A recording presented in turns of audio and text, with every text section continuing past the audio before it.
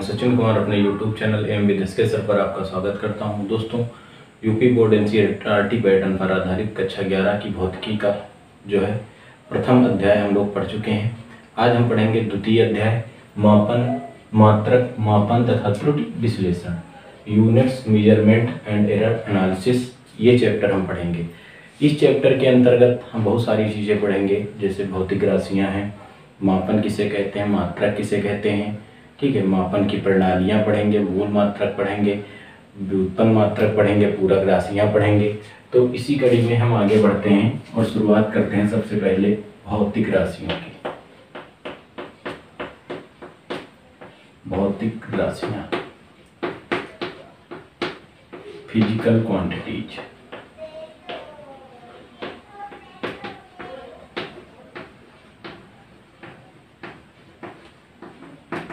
भौतिक राशियाँ क्या होती हैं? जैसे हमने बहुत सारी राशियाँ पढ़ी हैं, बहुत सारी राशियाँ, लंबाई, द्रव्यमान, समय, ताप, ये सभी भौतिक राशियों के अंतर्गत आती हैं। तो अगर हम भौतिक राशियों की परिभाषा देना चाहें कि जो भौतिक राशियाँ होती हैं, भौतिक राशियाँ किन राशियों को कहते हैं, तो हम कह सकते हैं वे सभी राशियाँ जिनका संबंध किसी भौतिक परिघटना से हो तथा जो प्रत्यक्ष या अप्रत्यक्ष रूप से क्या हो, मापी जा सकें। ठीक है, वे राशियां जिनका संबंध किसी भौतिक परिघटना से हो या जो प्रत्यक्ष या अप्रत्यक्ष रूप से क्या की जा सकती हैं, मापी जा सकती हैं, वो सभी राशियां हमारी किसके अंतर्गत आती हैं? भौतिक राशियों के अंतर्गत आती हैं। वे सभी राशियां हमारी भौतिक राशियों के अंतर्गत आती हैं। जैसे इसमें द्रव्यमान, समय, ताप, दूरी, लंबाई, ये सभी राशियां जो होती हैं, इन सभी राशियों को हम कौन सी राशियां कहते हैं? भौतिक राशियां। तो भौतिक राशियां क्या हुई? हमने कहा वे राशियां जिनका संबंध किसी भौतिक परिघटना से हो तथा जो प्रत्यक्ष या अप्रत्यक्ष रूप से क्या की जा सकती है, मापी जा सकती हैं, वो सभी राशियां हमारी कौन सी राशियां कहलाती? भौतिक राशियां कहलाती हैं। और इन भौतिक राशियों में हमारी कौन कौन सी राशि है? जैसे द्रव्यमान, समय, ताप और दूरी, ये सभी हमारी किस राशियों के अंतर्गत आएंगी? भौतिक राशियों के अंतर्गत आएंगी। अब इन भौतिक राशियों का हम मापन करते हैं। ठीक है, मापन की क्या आवश्यकता होती है? जैसे कोई भी चीज़ है, कोई भी वस्तु है, उसको हम देखते हैं और अपने ज्ञानेंद्रियों द्वारा उस वस्तु का अनुभव करते हैं। कि जैसे थोड़ी यहाँ मिट्टी रखी हुई, मिट्टी का ढेर है, ठीक, तो हम अपने ज्ञानेंद्रियों द्वारा इसका अनुमान लगाएंगे। अपने ज्ञानेंद्रियों द्वारा इस वस्तु का अनुमान लगा लिए कि ये चलो मिट्टी जो है वो 5 किलोग्राम है। लेकिन हमने अपने ज्ञानेंद्रियों द्वारा इसका अनुमान लगाया है कि ये 5 किलोग्राम है। अब ये 5 किलोग्राम से कम भी हो सकती है, 5 किलोग्राम से अधिक भी हो सकती है और ये 5 किलोग्राम भी हो सकती है। लेकिन जो हमने अपने ज्ञानेंद्रियों द्वारा इसका मापन किया है, ये इसके निश्चित परिमाण को नहीं दर्शाती है। ठीक है, ये इसके निश्चित परिमाण को नहीं दर्शाती है, निश्चित परिमाण को नहीं दर्शा रही है भाई कि ये एकदम जस्ट 5 किलो है। ठीक, अब हमने इसको अपने ज्ञानेंद्रियों द्वारा मापा है, तो ये जो मान आया है वो अनिश्चित है। कैसा है? अनिश्चित है, अर्थात निश्चित नहीं है, अनिश्चित है। 5 किलोग्राम हो भी सकती है, इससे ज़्यादा भी हो सकती है, कम भी हो सकती है। तो वस्तु का सही परिमाण ज्ञात करने के लिए, वस्तु का सही परिमाण ज्ञात करने के लिए हमें वस्तु का क्या करना पड़ता है? मापन करना पड़ता है, मेजरमेंट करना पड़ता है। ठीक है, तो हमें मापन की आवश्यकता क्या क्यों होती है? क्योंकि हम किसी भी वस्तु को देखकर अपने ज्ञानेंद्रियों द्वारा केवल उस वस्तु के परिमाण का अनुमान लगा सकते हैं। यह अनुमान सही भी हो सकता है, उससे कम भी हो सकता है, उससे अधिक भी हो सकता है। तो वस्तु का सही परिमाण ज्ञात करने के लिए, वस्तु का सही परिमाण ज्ञात करने के लिए हम वस्तु का क्या करते हैं? मापन करते हैं। ठीक है, वस्तु का सही परिमाण ज्ञात करने के लिए वस्तु का क्या किया जाता है? मापन किया जाता है। तो मापन, मेजरमेंट किया जाता है। ये मापन किसे कहते हैं? अगर हम मापन को परिभाषित करें तो मापन किसे कहते हैं? तो जो मापन होती है यह एक हमारी तुलनात्मक विधि है। मापन विधि में हम क्या करते हैं? वस्तु की तुलना जो होती है वो मानक मात्रक के साथ करते हैं। मानक जो माना गया है उस मानक के साथ करते हैं। ठीक है, तो मापन एक हमारी तुलनात्मक विधि है जिसमें हम कह सकते हैं कि राशि के परिमाण को अंकों में व्यक्त किया जाता है। ठीक, आप क्या कह सकते हो, मापन एक तुलनात्मक विधि है जिसमें राशि के निश्चित परिमाण को अंकों में क्या किया जाता है, व्यक्त किया जाता है, तो प्रदर्शित किया जाता है। तो वह जो विधि होती है वह विधि क्या कहलाती है, मापन कहलाती है। ठीक है, तो मापन क्या है, आप कह सकते हो मापन एक तुलनात्मक विधि है जिसमें राशि के परिमाण को जो है अंकों में व्यक्त किया जाता है। ठीक है, राशि के परिमाण को अंकों में व्यक्त किया जाता है। वह विधि हमारी कौन सी विधि कहलाती, मापन विधि कहलाती। अथवा दूसरे शब्दों में आप कह सकते हो कि जो हमारी मापन है, ठीक है, मापन वह प्रक्रिया है। दूसरे शब्दों में हम क्या कहते हैं कि मापन वह प्रक्रिया है जिसमें हम यह ज्ञात करते हैं कि जो दी गई भौतिक राशि है वो मानक राशि के कितने गुना है। ठीक है, तो दूसरे शब्दों में हम मापन की परिभाषा क्या दे सकते हैं कि मापन जो है वह प्रक्रिया है जिसमें हम यह ज्ञात करते हैं कि जो दी गई भौतिक राशि है वो मानक राशि के कितने गुना है, वो हमारी क्या कहलाती, मापन कहलाती। तो आप मापन को दो तरीके से परिभाषित कर सकते हो।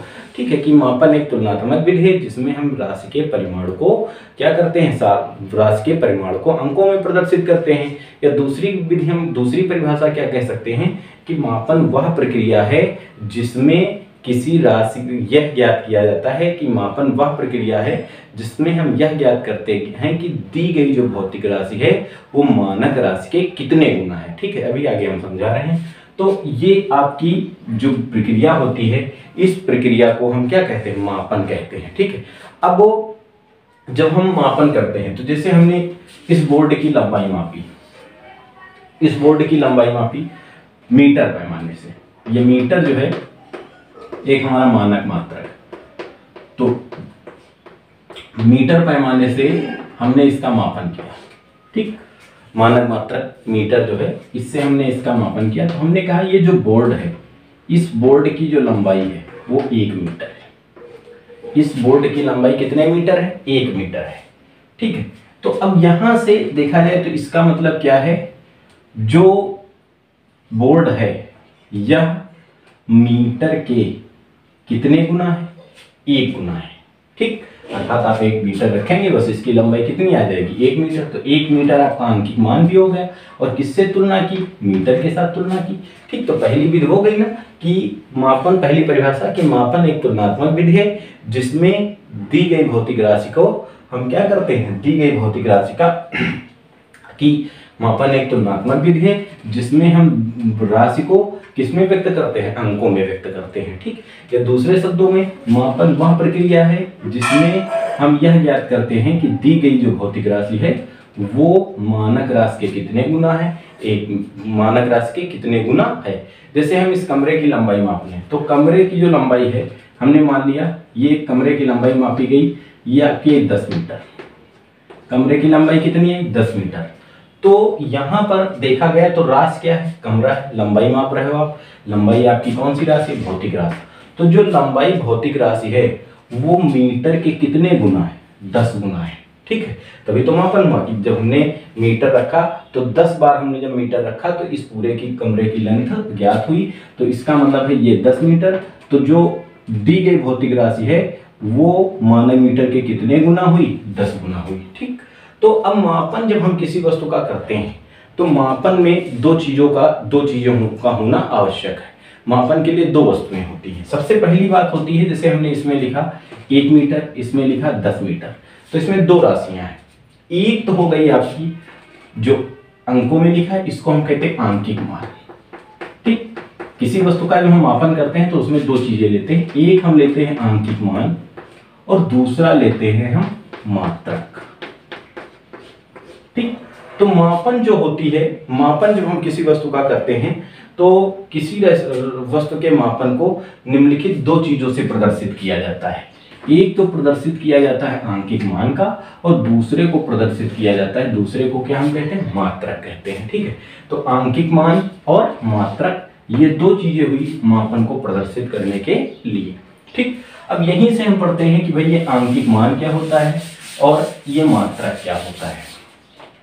तो मापन में हम पहुंचे भाई, तो मापन को प्रदर्शित करने के लिए दो राशियों की आवश्यकता होती है, एक मात्रक होती है जिसको हम कहते हैं यूनिट। ठीक, यूनिट मात्रक। अब जैसे देखा जाता है कि हम वस्तु को मापते हैं, कई पैमाने हैं। लंबाई जैसे मापे तो लंबाई मापने के कई पैमाने हुए, एक सेंटीमीटर पैमाना भी हुआ, एक मीटर पैमाना भी हुआ, ठीक है, फुट भी हुआ। तो ये सभी लंबाई के क्या है, मात्रक, लंबाई के पैमाने हैं। तो जैसे हमने इस कमरे की लेंथ मापी, कहा 10 मीटर है, तो यहाँ पर जो लेंथ मापी गई इस किस में मापी गई, मीटर में। तो मीटर जो पैमाना हुआ यहाँ पर वही इसका क्या कहलाया, मात्रक। अगर हमने फुट में मापी, कह दिया चलो ये 20 फुट आई, इस कमरे की लंबाई कितनी आई, 20 फुट आई, तो 20 फुट। तो यहाँ पर जो है इसका मात्रक क्या हुआ, फुट हुआ। मात्रक क्या हुआ, फुट हुआ। तो यहां से हम कह सकते हैं मात्रक क्या है।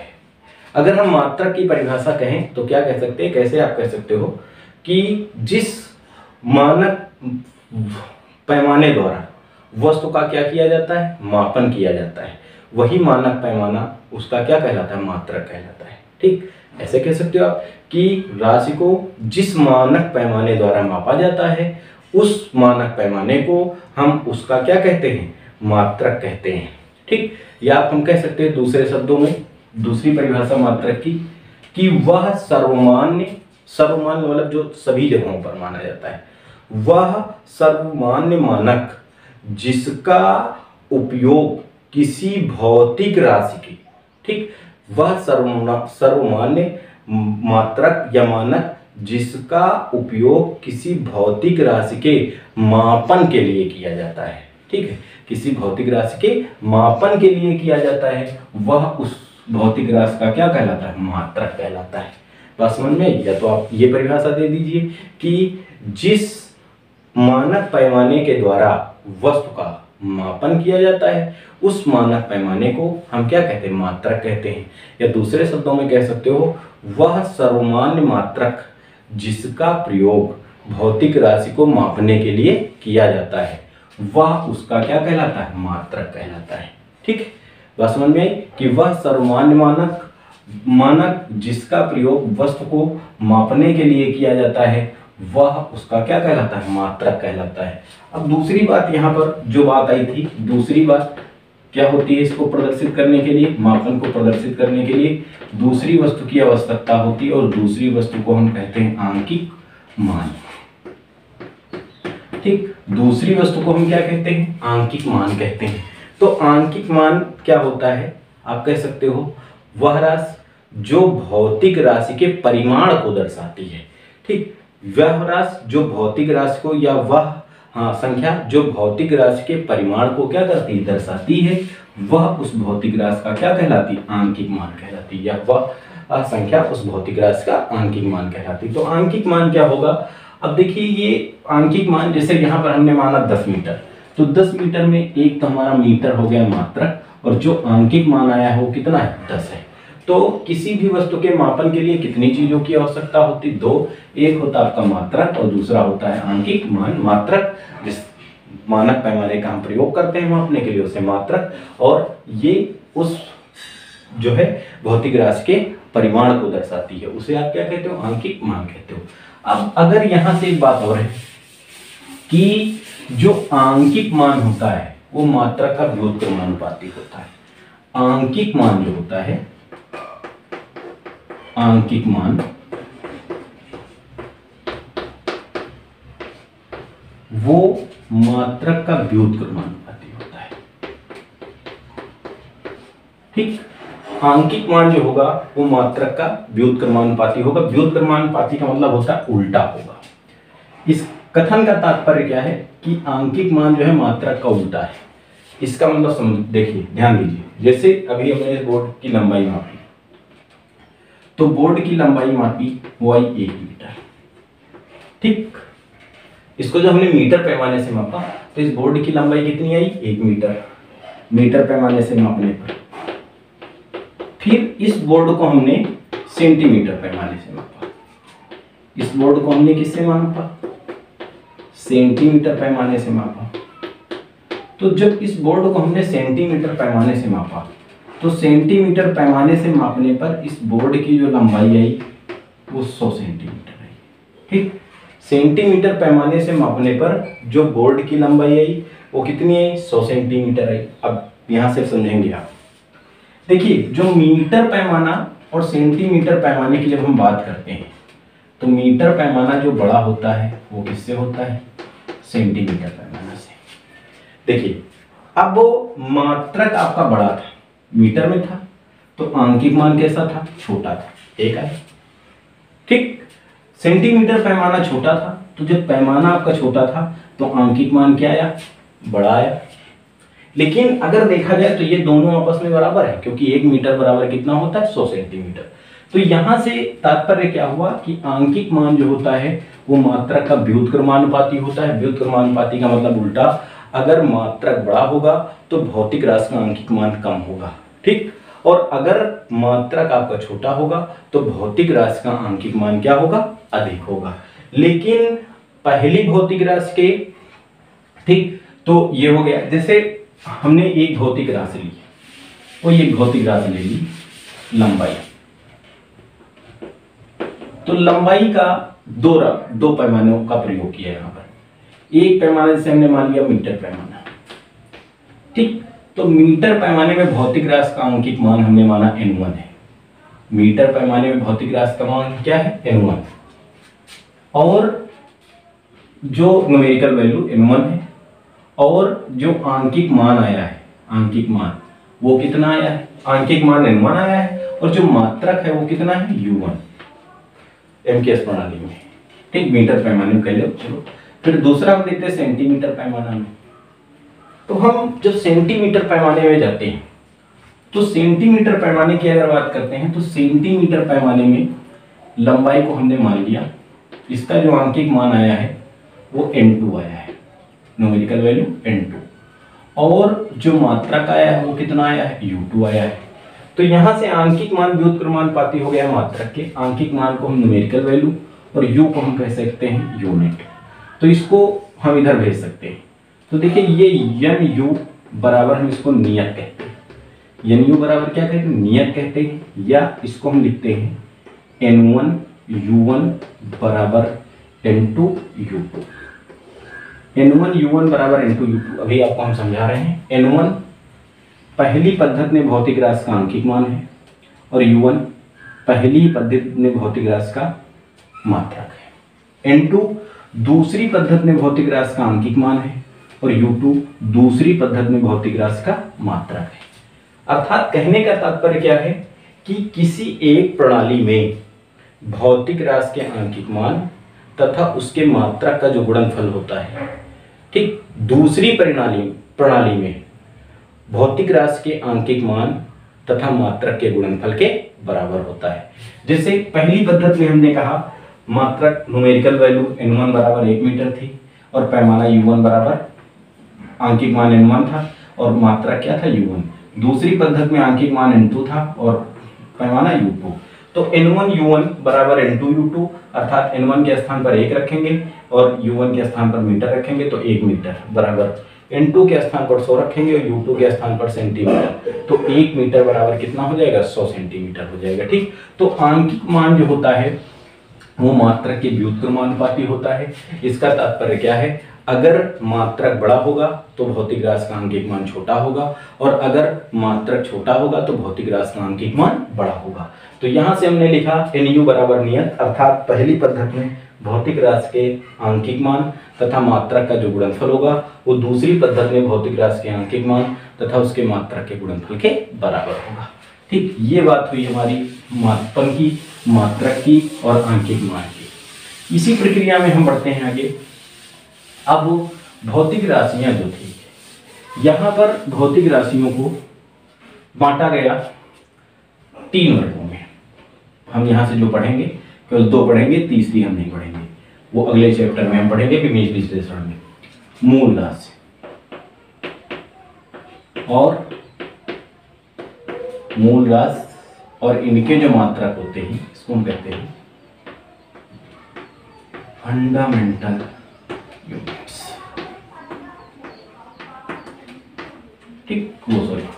Fundamental quantities.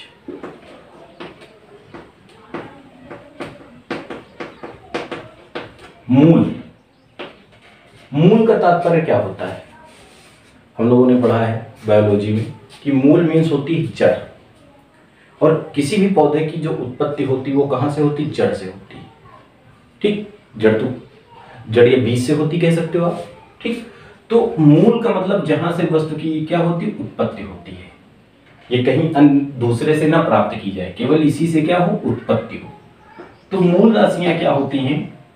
अर्थात इन्हीं से सभी राशियां निकलती हैं, ये किसी अन्य राशियों से प्राप्त नहीं की जा सकती। मूल राशियां हम कह सकते हैं ये पूर्णतः अन्य राशियों से क्या होती? स्वतंत्र होती हैं। ठीक, अन्य राशियों से प्राप्त नहीं की जा सकती हैं। उन राशियों को हम कौन सी राशियां कहते हैं? मूल राशि। मूल में जड़, पौधे की उत्पत्ति जड़ से होती है। ठीक, तो यहां से हम कह सकते हैं मूल राशियां क्या होती? वे राशियां जो पूर्णतः स्वतंत्र होती हैं, अन्य राशियों पर निर्भर नहीं करती हैं, उन राशियों को हम कौन सी राशि कहते हैं? मूल राशि कहते हैं। ठीक, तो मूल राशियां क्या होंगी? वे राशियां जो पूर्णतः स्वतंत्र होंगी, अन्य राशियों पर निर्भर नहीं करती हैं, उन राशियों को हम मूल राशियां कहते हैं। और इन मूल राशियों के जो मात्रक होते हैं, इन मात्रकों को हम मूल मात्रक कहते हैं। ठीक है, तो मूल राशियां वे राशियां जो पूर्णतः स्वतंत्र होती हैं, अन्य राशियों पर निर्भर नहीं करती हैं, उन राशियों को हम मूल राशियां कहते हैं। और जो मूल राशियां होती हैं, इन्हीं मूल राशियों के जो मात्रक होते हैं, इन मात्रकों को हम कौन से मात्रक कहते हैं? मूल मात्रक कहते हैं। अब जो मूल राशियों की बात करते हैं तो ये मूल राशियां हमारी 7 होती हैं। मूल राशियां हमारी कितनी होती हैं? 7 मूल राशि, और ये मूल मात्रक। तो मूल राशियां हमारी 7 होती हैं, और ये 7 हमारी मूल राशियां कौन सी होती हैं? जैसे लंबाई हो गया, दूसरी द्रव्यमान,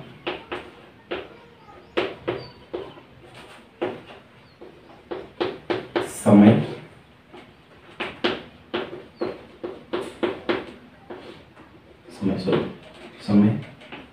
ताप, वैद्युत धारा, छठी ज्योत तीव्रता,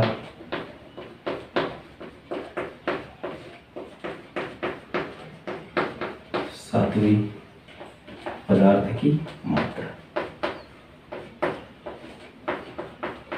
ठीक, तो ये जो हुई हमारी 7 मूल राशियां हुई।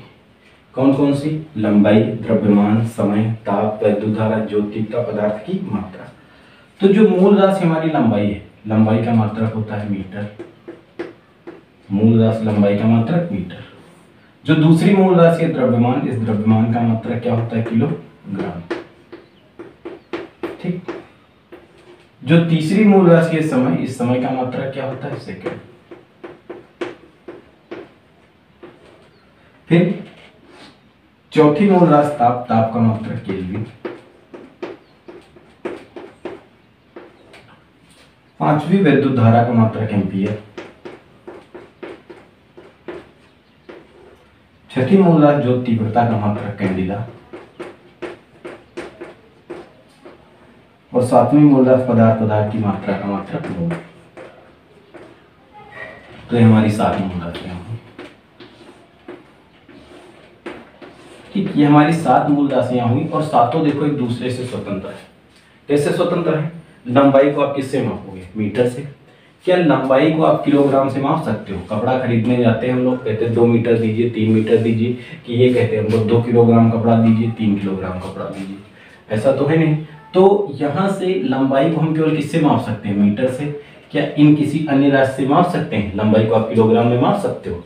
लंबाई को आप सेकंड में माप सकते हो? नहीं माप सकते हो। तो केवल किस में माप सकते हो? मीटर में माप सकते हो। ठीक, उसी प्रकार द्रव्यमान को किलोग्राम में हम मापते हैं। चीनी लेते जाते हैं, कहते भैया 5 किलो चीनी दीजिए, कि ये हम कहते हैं 5 मीटर चीनी दीजिए या 5 सेकंड चीनी दीजिए। ऐसा तो है नहीं। चीनी को हम किससे माप रहे हैं? किलोग्राम में, 5 किलोग्राम। तो क्या द्रव्यमान को हम किलोग्राम के अतिरिक्त अन्य किसी से माप सकते हैं? अन्य किसी मात्रक से माप सकते हैं? नहीं माप सकते हैं। तो इसलिए ये मात्रक एक दूसरे से पूर्णतया क्या होते हैं? स्वतंत्र होते हैं, अन्य मात्रकों पर निर्भर नहीं करते हैं। इन मात्रकों को हम कौन से मात्रक, मूल मात्रक, और ये मूल राशियों के मात्रक होते हैं। तो मूल राशियां होती हैं वे राशियां जो पूर्णतः स्वतंत्र होती हैं, अन्य राशियों पर निर्भर नहीं करती हैं। उन राशियों को हम कौन सी राशियां कहते हैं, मूल राशियां कहते हैं। और ये मूल राशियां हमारी 7 हैं। कौन कौन सी, लंबाई, द्रव्यमान, समय, ताप, वैद्युत धारा, ज्योति तीव्रता और पदार्थ की मात्रा।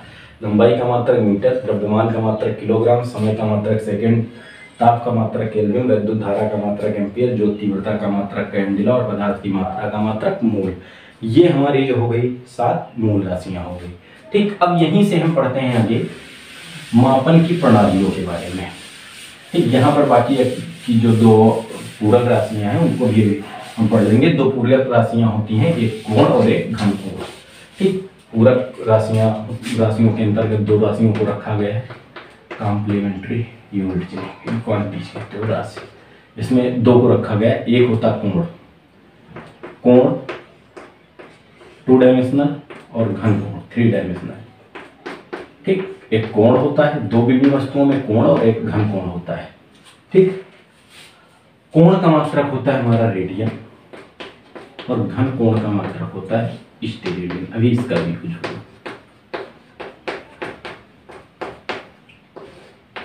ठीक, एक होता कोण और एक होता घन कोण। ये 2 पूरक राशियां हो गई। कोण का मात्रक रेडियन और दूसरी घन कोण जिसका मात्रक स्टेरेडियन। यहां से हम बात करते हैं 2 चीजों की। सबसे हम पहले बात करते हैं किसकी,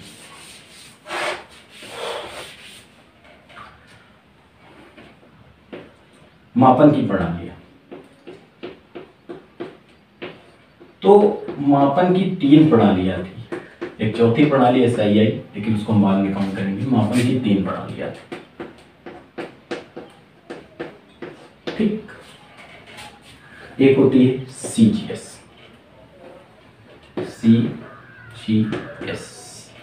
प्रणाली।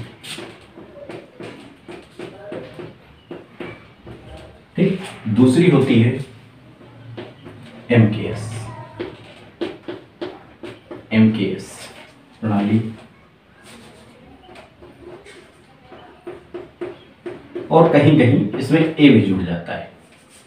CGS A प्रणाली भी कहीं कहीं लिखा होगा, चलो लिख लेते हैं। CGS या CGS A, MKS या MKS A, और तीसरी आप पढ़ सकते हो FPS, या कहीं कहीं FPS A लिखा होता है प्रणाली। तो ये हमारी मापन की 3 प्रणालियां होंगी। CGS A प्रणाली का मतलब, C का मतलब सेंटीमीटर, G का मतलब ग्राम, S का मतलब सेकंड, और A का मतलब एम्पियर। ठीक, सेंटीमीटर, ग्राम, सेकंड, एम्पियर प्रणाली। दूसरा M का मतलब मीटर, K का मतलब किलोग्राम, और S का मतलब second. A means ampere. FPS, F का मतलब फुट, P का मतलब पाउंड, S का मतलब सेकंड, A का मतलब एम्पियर।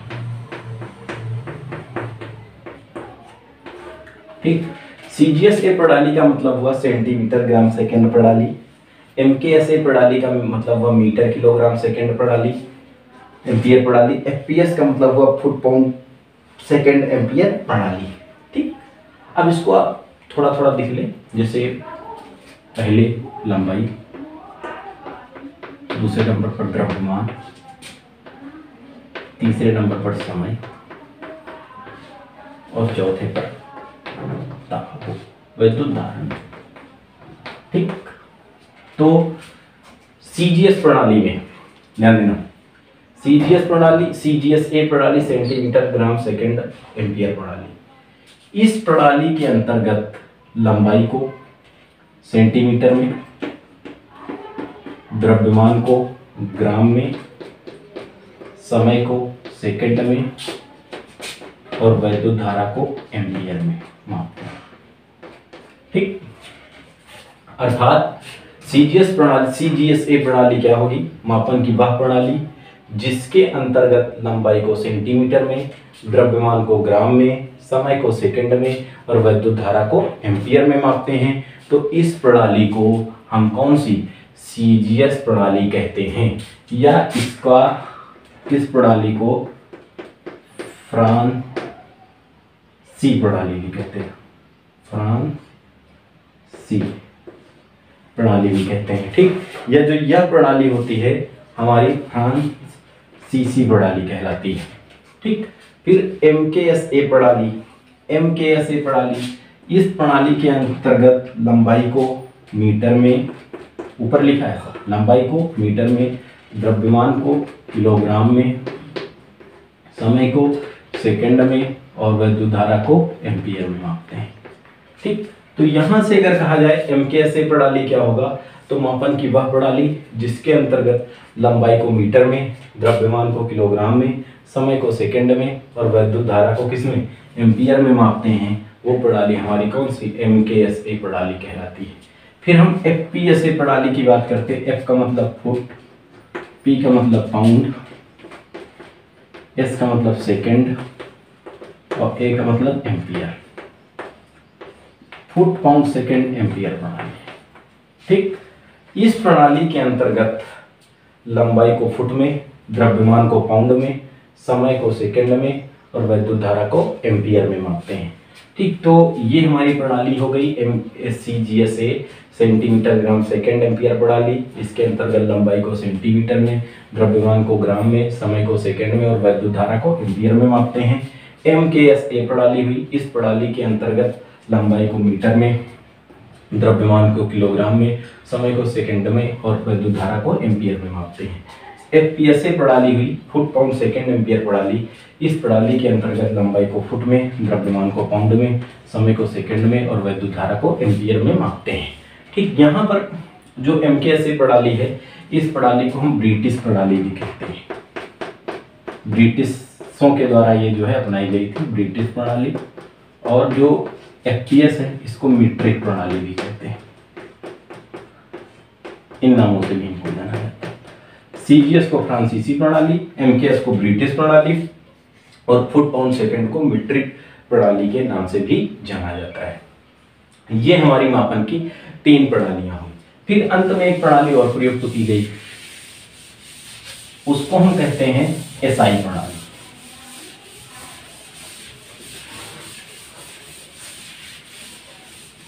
एसआई प्रणाली, इसका पूरा नाम है सिस्टम इंटरनेशनल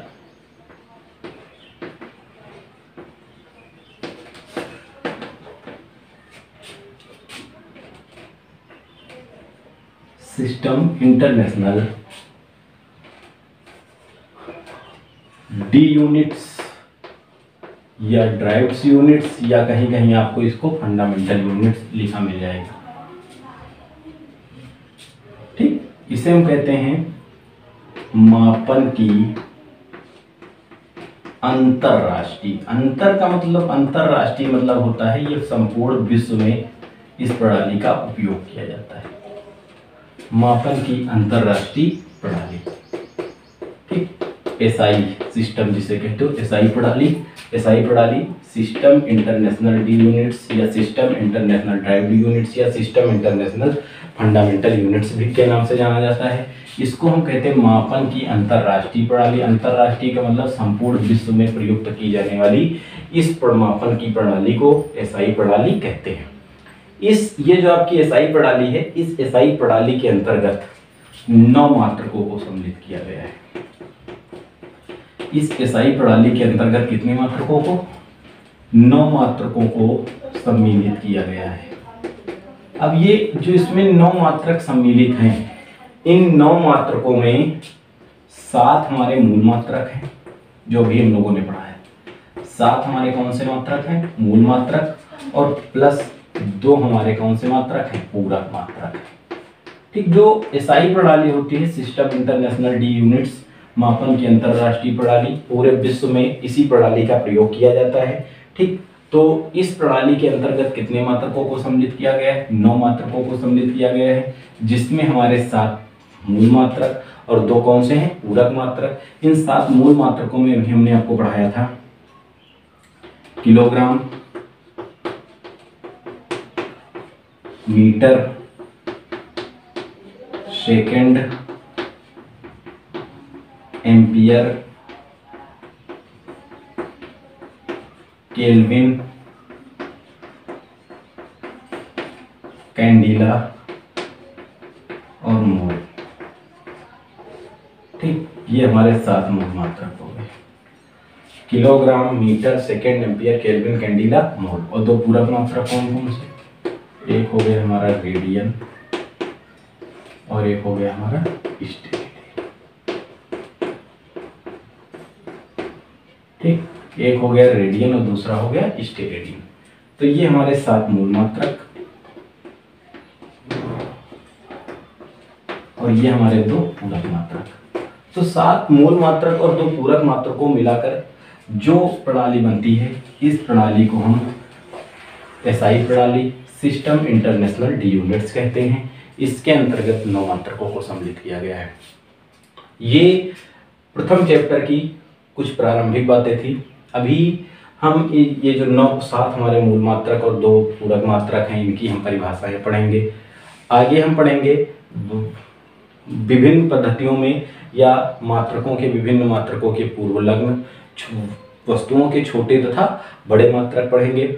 और अभी इस चैप्टर में हम त्रुटि विश्लेषण पढ़ेंगे। अगर आपको ये मेरा वीडियो पसंद आया है तो आप मेरे चैनल को लाइक, शेयर और सब्सक्राइब करेंगे तथा बेल आइकन को आप दबाएंगे, जिससे कि आपको आने वाली वीडियो की नोटिफिकेशन प्राप्त हो जाए। अगर आपकी ये चैप्टर समझ में आया है तो आप कमेंट बॉक्स में इसकी जानकारी जरूर दीजिएगा। धन्यवाद।